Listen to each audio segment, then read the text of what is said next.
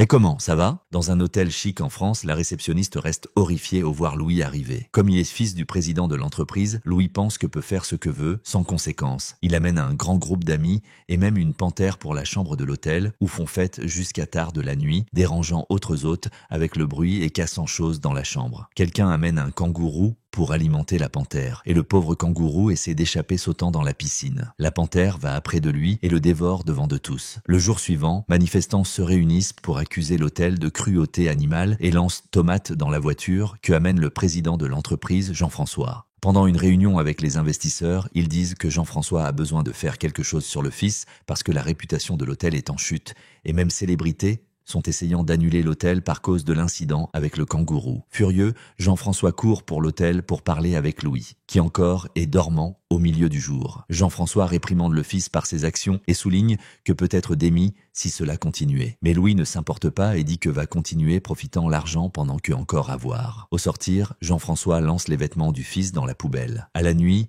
la petite amie de Jean-François, Hélène, arrive en maison irritée parce qu'il a perdu l'événement de photographie d'elle. Jean-François demande excuse et explique ce qui est arrivant, montrant qu'est resté le jour entier en un état de désespoir. Comme est veuf, a dû créer Louis seul, mais jamais a passé beaucoup de temps avec lui. Hélène l'incite à essayer. Le jour suivant, Jean-François va à un château dans l'intérieur où le directeur Christian est enregistrant plus un commercial pour l'hôtel. Christian se plaint de la mannequin envoyée et pense que peut faire les mêmes exigences de directeurs fameux comme Kubrick. Le commercial montre une femme belle marchant par les différentes chambres du château, se sentant comme une princesse, jusqu'à trouver un fonctionnaire utilisant lingerie. Christian a fait ça de propos pour capter une réaction genuine de choc, mais Jean-François est préoccupé que la mannequin poursuive l'hôtel par contenu inapproprié hors du contrat. Christian ne s'importe pas et souligne que pour tirer le meilleur d'un quelqu'un, vous ne devez pas demander l'opinion d'elle. Les paroles restent dans la tête de Jean-François et, quand est sur le point de sortir du château, il regarde pour l'air et a une idée. Il court de retour pour Christian et offre un contrat de film. Quelque temps après, Louis sort d'un bar avec deux femmes quand se rend compte que sa voiture est remorquée. Il essaie de courir après, mais de soudain, quelqu'un l'atteint avec un sédatif et il s'évanouit. Dans la matinée suivante, Louis est réveillé par une cloche. Il se trouve en une chambre étrange, s'habillant en vêtements bizarres, avant que Sylvain apparaisse pour le tirer du lit, rappelant-lui de ne pas se retarder. En ce moment, le contremaître Beauville apparaît pour crier avec Louis par encore être dans le lit. Quand Sylvain essaye de le défendre, Beauville commence à le lancer par la salle et à battre en lui par rétorquer au chef. Après de lancer Sylvain par la fenêtre, Beauville appelle Louis de servant et le envoie travailler. Louis sort du bâtiment et gèle au découvrir qu'à voyager dans le temps pour le XVIIe siècle. Beauville a à courir après de lui pour l'envoyer travailler. Il trouve le vicomte interrompant sa marche pour annoncer qu'il est talent. Alors Beauville montre à Louis comment monter un seau et un écran pliable pour que le vicomte puisse faire ses besoins. Quand termine, le docteur de la peste inspecte de près les déjections et fait une analyse complète, louant le format et l'odeur. Soi-disant, ça prouve que le vicomte est en bonne santé. Trouvant qu'il est entouré par fous, Louis essaye de fuir. Il croise le champ et arrive à la forêt où trouve une meute de loups bloquant le chemin. Alors il essaie de prendre une route, mais Étienne apparaît avec plusieurs chiens de chasse que commencent à poursuivre Louis. Il traverse le pont et finit par tomber en un marais où les chiens l'entourent. Louis implore par miséricorde, mais Étienne le lance dans le sol et souligne une lance pour lui. Étienne pense que Louis doit être exécuté par essayer de fuir du travail pour le père d'Île, le vicomte, mais le moment est interrompu par la sœur d'Étienne, Isabelle. Elle croit que les servants doivent être traités avec dignité, ce que génère une discussion entre les frères. Le vicomte reste irrité avec tout le bruit et envoie Étienne lâcher Louis. Pendant que Sylvain aide Louis à se lever, l'oiseau qui était observant tout ça retourne pour la forêt, révélant être un drone. Il arrive que ça n'est pas vraiment le passé, mais oui un plateau de tournage créé par Christian et Jean-François pour enseigner à Louis un peu d'humilité. L'équipe a monté une base d'opération près de la forêt où Jean-François démontre préoccupation avec les loups et les chiens. Christian explique qu'il a été nécessaire faire Louis croire que était tout réel. Pendant ce temps, le responsable par les effets spéciaux prépare une table pleine d'excréments faux. Étienne vérifie sa petite amie, Alison, l'entraîneuse de chevaux. De retour au village faux, Louis observe Sylvain et autres servants épluchant pommes de terre pendant que fait question. Il découvre qu'il est dans l'an de 1712 et que la France encore a un roi au lieu de démocratie. Quand Louis commence à faire commentaire sur Hitler, Christian envoie Beauville le placer pour travailler. Même pendant qu'il épluche pommes de terre, Louis continue parlant qu'est-ce venu du futur. Au début, Sylvain ne sait comment réagir, mais bientôt entre dans le personnage et réagit avec confusion à chaque parole moderne que Louise utilise. Pensant dans la nuit en que sa voiture a été enlevée, Louise assume qu'elle a été heurtée par autre véhicule et conclut que doit recréer ça pour retourner au futur. Il court pour dehors et se lance devant d'un chariot de légumes qui est très petit et seulement frappe en sa jambe. Ensuite, Louis court en direction à un carrosse de vérité et frappe la tête, s'évanouissant instantanément. Sylvain court pour vérifier, mais Louis ne répond pas. Jean-François pense que le fils est mort et Christian essaye de s'excuser par avoir allé loin de trop. Mais alors Louis se réveille et Christian joyeusement annonce que le show doit continuer. Les jours passent et Louis a besoin de s'habituer à la nouvelle routine. Il se réveille au naître du soleil toutes les matinées et passe le jour courant après du vicomte pour monter le seau pour les besoins d'Il. Les tâches d'Il aussi incluent aider dans la cuisine. Au lieu de prendre bain de vérité, il a besoin de se laver en un seau. Un après-midi, Jean-François invite Hélène pour assister au plan se dérouler. Dans les écuries, Louis trouve Isabelle pleurant parce que le père d'elle veut qu'elle se marie avec un homme vieux et riche de qui elle n'aime pas. Elle dit que veut vivre l'amour avec un jeune, même qu'il soit un servant, clairement flirtant avec Louis. Cependant, Louis trouve qu'elle a chance parce que peut se marier avec le vieux riche, attendre il mourir bientôt et alors rester avec tout l'argent et faire ce que veut après. Il simplement va loin. Christian, au assister à ça, reste frustré parce que la supposée histoire d'amour parfaitement écrite est échouant. Par autre côté, Hélène reste dégoûtée avec le plan, appelant ça d'expérimenter en un être humain. De retour à Isabelle, elle essaie de monter en son cheval, mais l'animal commence à s'effrayer. Louise observe, mais ne fait rien pour aider. Alison arrive pour aider, et sa jupe finit par monter, révélant qu'elle est utilisant un string. Au se rendre compte, Louis court jusqu'à Alison,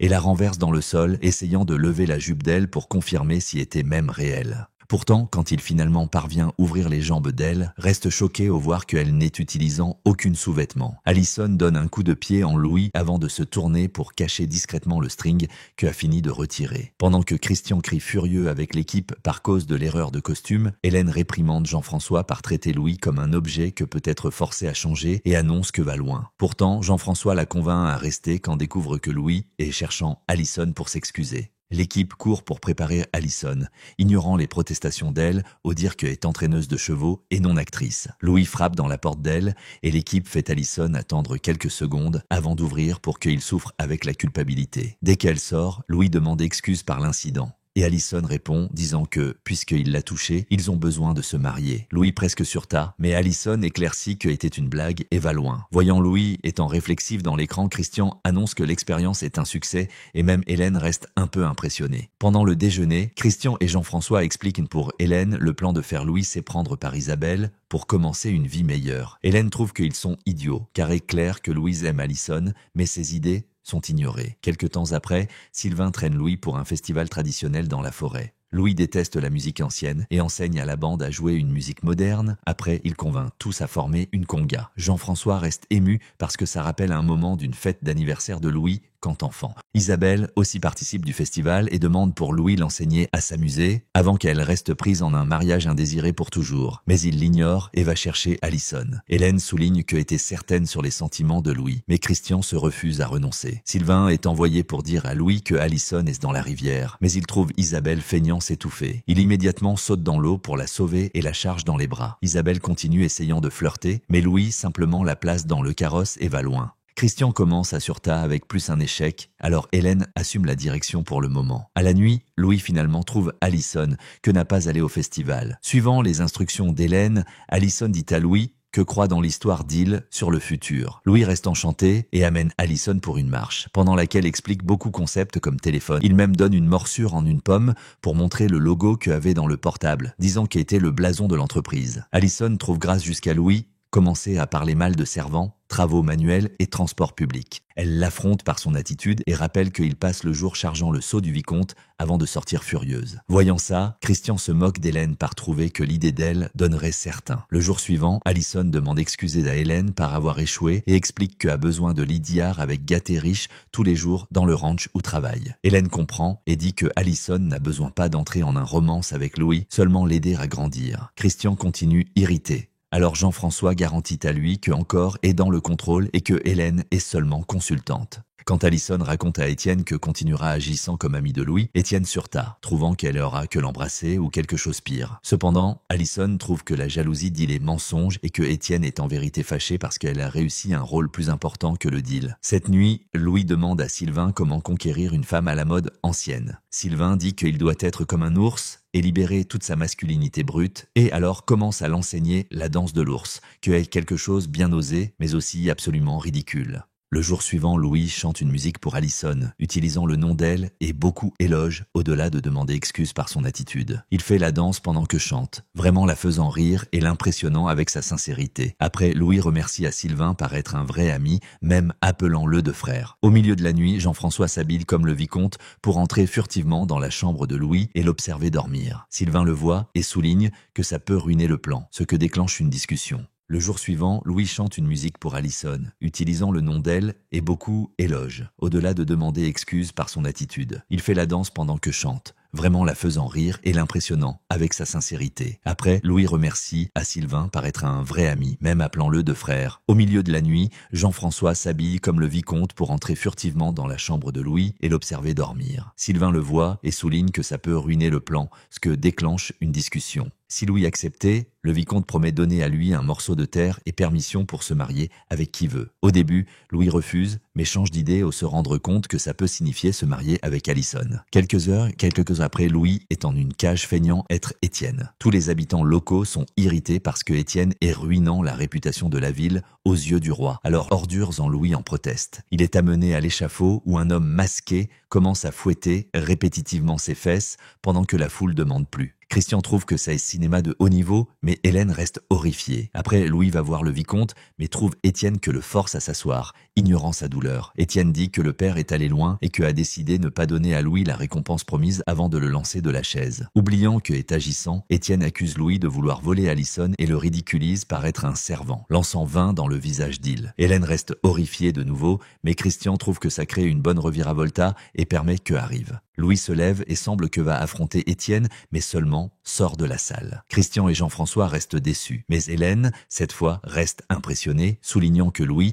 finalement, est acceptant les conséquences de ses actions, au lieu de se plaindre comme un gâté. Plus tard, Louis visite Alison et demande si elle est bien en être amie d'un servant de toilette, et elle garantit que oui. Cette nuit, Louis reçoit Alison en sa chambre, avec une repas simple qu'il-même a préparé, apprenant avec l'équipe de la cuisine. Hélène reste orgueilleuse, mais Christian trouve que l'histoire est restant ennuyeuse. Le jour suivant, Alison et Louis sortent pour marcher et voient un oiseau se comportant de forme étrange dans le ciel. Comme le drone est avec défaut, Christian demande une distraction. Alison pousse Louis pour au-dessus du foin et l'embrasse jusqu'à que le drone soit récupéré. Après, va loin sans dire rien. Christian et Jean-François célèbrent, mais Hélène trouve que devrait arrêter avec ça avant que reste plus sérieux, puisque personne devrait commencer une relation basée en mensonges. Hélène et Christian discutent sur comment continuer et comment Jean-François se refuse à prendre parti. Hélène dit qu'il est allé loin de trop et va loin. Ça fait Jean-François ordonner que Christian termine le show. Pour l'acte final, Christian fait Vikings apparaître dans le village. Louis veut fuir pour un lieu sûr, mais Sylvain dit que Alison peut avoir besoin d'Il. Il court de retour pour le village et découvre que le leader des Vikings a choisi Alison comme son épouse. Alison commence à pleurer par aide, mais Louis est avec peur et va loin. Il est sur le point de monter dans le cheval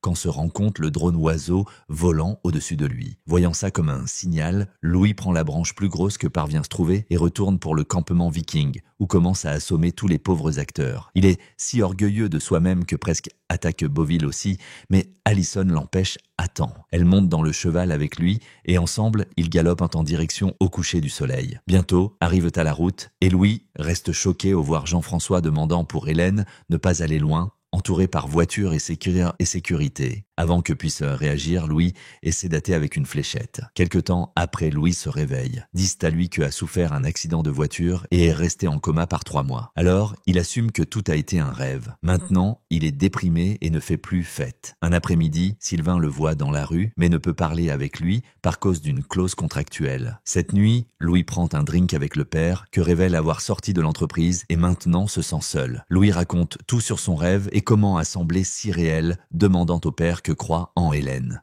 Jean-François décide raconter la vérité pour Louis. Dans la matinée, Jean-François amène Louis au ranch où Alison travaille. Le couple se retrouve et galope en direction au coucher du soleil pour partager un baiser. Pendant ce temps, Jean-François visite Hélène pour essayer de réparer le relation d'eux. Quelque temps après, Christian commence un nouveau affaire, plaçant jeunes riches en scénarios historiques pour enseigner-leur une leçon, terminant ainsi le Bourban, film de fantaisie et comédie de 2024. Et moi j'espère vous dans la prochaine vidéo.